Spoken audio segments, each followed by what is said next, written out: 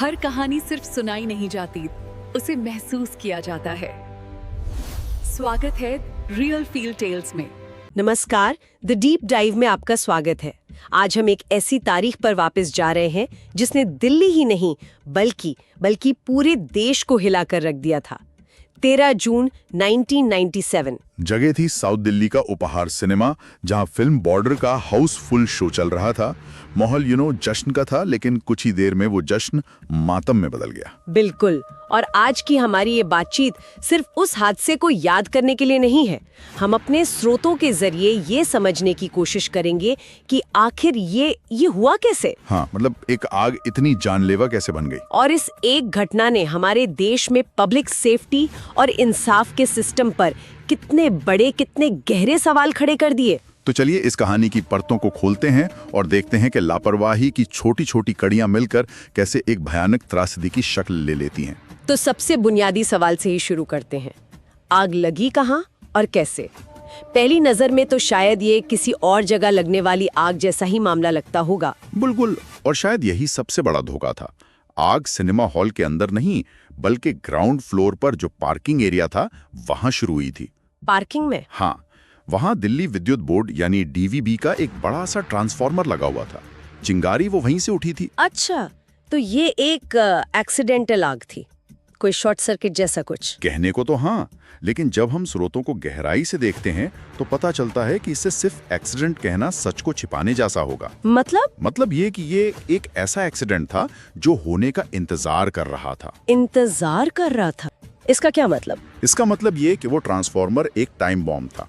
हमारे स्रोत बताते हैं कि उस दिन सुबह भी उस ट्रांसफार्मर से चिंगारियां निकली थीं और एक छोटी सी आग लगी थी। क्या? उसी दिन सुबह? हाँ, उसी दिन। और डीवीबी के लोगों ने आकर जैसे तैसे उसे ठीक कर दिया था। कोई प्रॉपर रिपेयर नहीं, बस एक जुगाड़। एक मिनट, मतलब सबको पता था कि उसमें खराबी है और उन्होंने बस कोई अस्थाई पैचअप करके उसे छोड़ दिया? बिल्कुल, स्रोतों में साफ लिखा है कि मरम्मत बहुत ही घटिया तरीके से की गई थी। असल में उस ट्रांसफार्मर का कोई नियमित रख रखाव ही नहीं हो रहा था। ये उस चलता है वाले रवैये का जीता जागता सबूत था। ये तो अविश्वसनीय है। एक खचाखच भरे सिनेमा हॉल के ठीक नीचे एक खराब ट्रांसफार्मर को ऐसे ही बस चलने दिया जा रहा था। और फिर वही हुआ जिसका डर था। शाम के लगभग 4:55 पर फिल्म के दौरान वो ट्रांसफार्मर फट गया।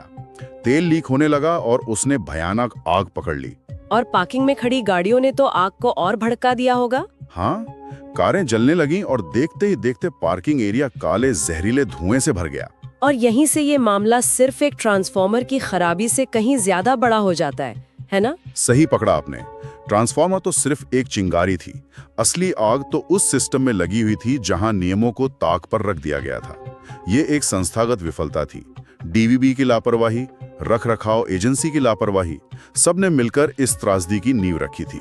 ठीक है, तो आग बाहर पार्किंग में लगी, धुआं फैल रहा था, लेकिन फिर भी एक सवाल मेरे मन में अटक रहा है। 59 लोगों की मौत हॉल के अंदर हुई, लोग बस बाहर क्यों नहीं निकल पाए? यही इस कहानी का सबसे दर्दनाक और शर्मनाक हिस्सा है।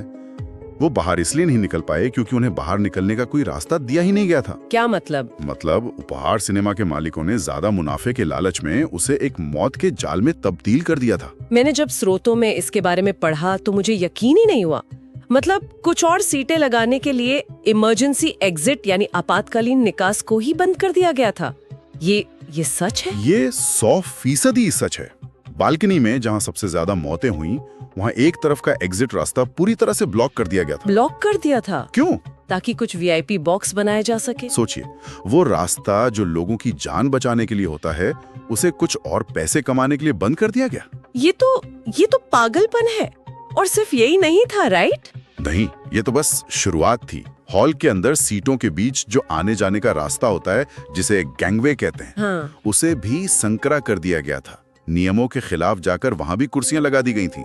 मतलब जब भगदड़ मची तो लोगों के पास भागने की जगह ही नहीं बची। तो एक तरफ बाहर निकलने का रास्ता बंद, दूसरी तरफ अंदर भागने की जगह नहीं। और सबसे भयानक बात अभी बाकी है। इससे भी भयानक? हाँ, कई एग्जिट दरवाजों पर बाहर से ताला लगा हुआ था। क्या?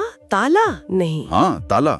जब लोग किसी तरह धुएं और अंधेरे में टटोलते हुए दरवाजों तक पहुंचे तो उन्होंने पाया कि वो दरवाजे खुल ही नहीं रहे। दरवाजों पर ताला क्यों लगा था? इसका क्या तर्क हो सकता है? शायद इसलिए ताकि कोई बिना टिकट के अंदर ना आ सके। ये मुनाफे को इंसानी जिंदगी से ऊपर रखने का सबसे क्रूर उदाहरण है। हर एक बंद दरवाजा, हर एक ब्लॉक किया गया रास्ता, ये सब मिलकर एक गैस चैम्बर बनाने जैसा था। तो जब पार्किंग से उठा वो जहरीला धुआं एयर कंडीशनिंग सिस्टम के जरिए ऑडिटोरियम में पहुंचा, तब क्या हुआ? उस वक्त अंदर का मंजर कैसा रहा होगा? वो मंजर किसी बुरे सपने जैसा था।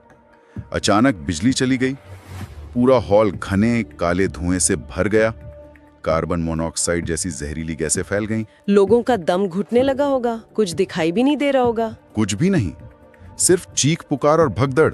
और खासकर बैल्कनी में, जहां लोग पूरी तरह से फंस गए थे। हाँ, बैल्कनी एक तरह का डेथ ट्रैप बन गई थी।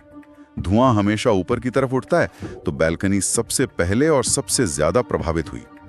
लोग एक दूसरे पर गिर रहे थे, दरवाजे ढूंढने की कोशिश कर रहे थे, लेकिन सब तरफ अंधेरा और घुटन थी। और फायर डिपार्टमेंट, वो कहाँ था? उनकी गाड़ियां भी ट्रैफिक में फंस गईं और उन्हें पहुंचने में देर हो गई।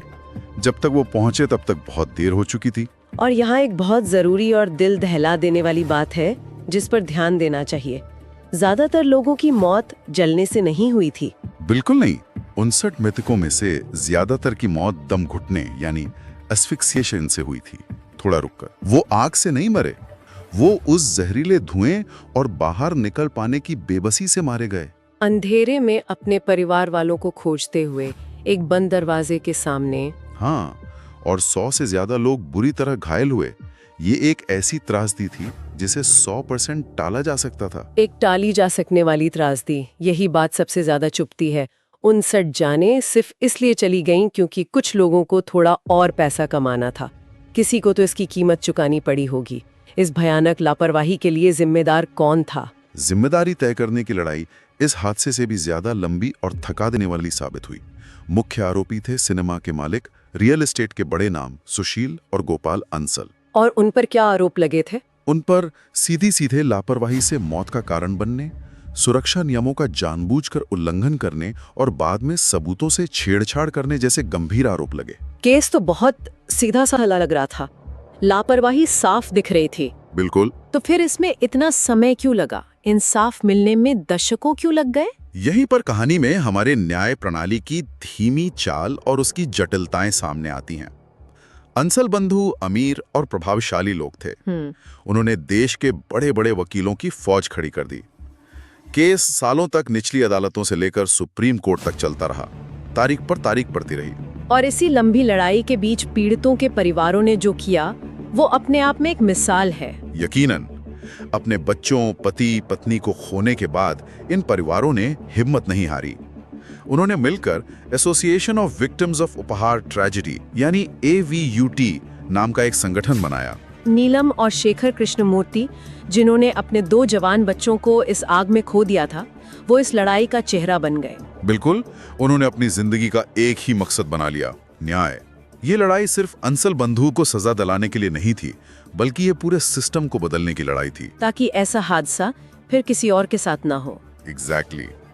उन्होंने हर सुनवाई में हिस्सा लिया, हर सबूत पर नजर रखी और मीडिया के जरिए इस मुद्दे को जिंदा रखा। ये लड़ाई कितनी मुश्किल रही होगी। एक तरफ अपने बच्चों को खोने का गम और दूसरी तरफ देश के सबसे ताकतवर लोगों में से एक के खिलाफ कानूनी जंग। बहुत मुश्किल। उन्हें धमकियां मिली, केस को लंबा खींचकर उन्हें थकाने की हर कोशिश की गई। एक मोड़ पर तो ये भी सामने आया कि अंसल बंधुओं ने कोर्ट के रिकॉर्ड से क्या? हाँ, अहम दस्तावेजों और सबूतों से छेड़छाड़ की, उन पे स्याही फेंकवा दी। सबूतों से छेड़छाड़ मतलब न्याय को सीधे सीधे खरीदने की कोशिश। हाँ, ये न्याय प्रक्रिया में एक और कील ठोकने जैसा था। इसके लिए उन्हें अलग से भी दोषी पाया गया। लेकिन आप सोचिए, इन सब चीजों ने केस को कितना लंबा और कॉम्प्लिकेटेड बना दिया होगा। ये तो एक अनथीन भावनात्मक रोलर कोस्टर रहा होगा पीड़ितों के लिए। बिल्कुल। कभी उन्हें सजा होती, फिर वो अपील करते, सजा कम हो जाती। कभी उन्हें उम्र का हवाला देकर राहत मिल जाती। तो आखिर में हुआ क्या? क्या उन्हें वो सजा मिली जिसके वो हकदार थे? ये एक विवाद का विषय है। सुप्रीम कोर्ट ने अंत में उन्हें दोषी तो माना, लेकिन उनकी ज्यादा उम्र को देखते हुए उन्हें और जेल की सजा काटने से छूट दे दी। छूट दे दी? हाँ, और उसके बदले एक बड़ा जुर्माना भरने को कहा, जिससे एक ट्रॉमा सेंटर बनाया जाना था। कई लोगों और खासकर पीड़ित परिवारों के लिए ये न्याय का मजाक उड़ाने जैसा था। 59 मौतों की कीमत सिर्फ जुर्माना। तो क्या हम कह सकते हैं कि इस केस ने सिर्फ एक आपराधिक मामले से बढ़कर एक बड़े सामाजिक आंदोलन का रूप ले लिया था? बिल्कुल। ये केस सिर्फ अंसल बनाम पीड़ितों का नहीं रहा, इसने पूरे देश के आईने में कुछ कड़वी सच्चाइयां दिखा दी। इसने हमें दिखाया कि हमारे सिनेमा हॉल, मॉल, स्कूल, अस्पताल ये सब कितने असुरक्षित हो सकते हैं। और इसने उस भ्रष्टाचार को भी बेनकाब किया जो बिल्डिंग बनाने और लाइसेंस देने की प्रक्रिया में फैला हुआ है। आखिर किसी न किसी सरकारी अफसर ने तो उन गैर कानूनी सीटों और बंद दरवाजों को देखकर भी अपनी आंखें मूंद ली होंगी। सही बात है। और सबसे बढ़कर इसने भारतीय न्याय प्रणाली की उस अंतहीन देरी को उजागर किया जो अमीरों और ताकतवर लोगों का पक्ष लेती हुई दिखती है। तो उपहार कांड आज भी एक सबक है, एक चेतावनी है। हाँ, जिसे हम कभी नहीं भूल सकते। ये भारत में लापरवाही से हुई सामूहिक मौतों का सबसे बड़ा केस स्टडी है। तो आज के इस पूरी बातचीत को अगर हम समेटें तो कहानी के 3 हिस्से साफ नजर आते हैं। पहला, एक खराब ट्रांसफॉर्मर और चलता है वाला रवैया जो पूरे सिस्टम की नाकामी को दिखाता है। दूसरा, मुनाफे का लालच जिसमें सुरक्षा नियमों को पूरी तरह कुचल दिया गया और एक सिनेमा हॉल को गैस चेंबर बना दिया गया। और तीसरा, इंसाफ के लिए एक परिवार की 10 को लंबी पीड़ादायक लड़ाई जिसने हमारी व्यवस्था की खामियों को पूरी दुनिया के सामने लाकर रख दिया। ये लापरवाही, लालच और न्याय में देरी का एक बहुत ही दुखद कॉकटेल है। तो आखिर में हमारे सुनने वालों के लिए इस पूरी चर्चा से सबसे बड़ा सबक क्या है? मेरे ख्याल से ये घटना हमें एक बहुत ही जरूरी सवाल पर सोचने के लिए मजबूर करती है। जब हम किसी सार्वजनिक जगह पर जाते हैं, चाहे वो सिनेमा हॉल हो, शॉपिंग मॉल हो, मेट्रो स्टेशन हो, तो हम अपनी सुरक्षा के लिए उस जगह की व्यवस्था पर एक तरह का अंधा भरोसा कर लेते हैं। हाँ, हम मानकर चलते हैं कि सब कुछ ठीक होगा, इमरजेंसी एग्जिट खुले होंगे, अलार्म काम कर रहे होंगे। हम ये मान लेते हैं कि कोई है जो हमारी सुरक्षा की जिम्मेदारी ले रहा है। लेकिन उपहार कांड हमें चीख चीख कर बताता है कि ये भरोसा कितना खोखला हो सकता है। तो अंतिम विचार ये है, अगली बार जब आप किसी भीड़ वाली जगह पर जाएं, तो एक पल के लिए रोकें, अपनी नजरें घुमाएं। क्या आपको पता है कि सबसे करीबी एग्जिट कहाँ है? क्या वो रास्ता साफ है? उपहार हमें सिखाता है कि हमें एक नागरिक के तौर पर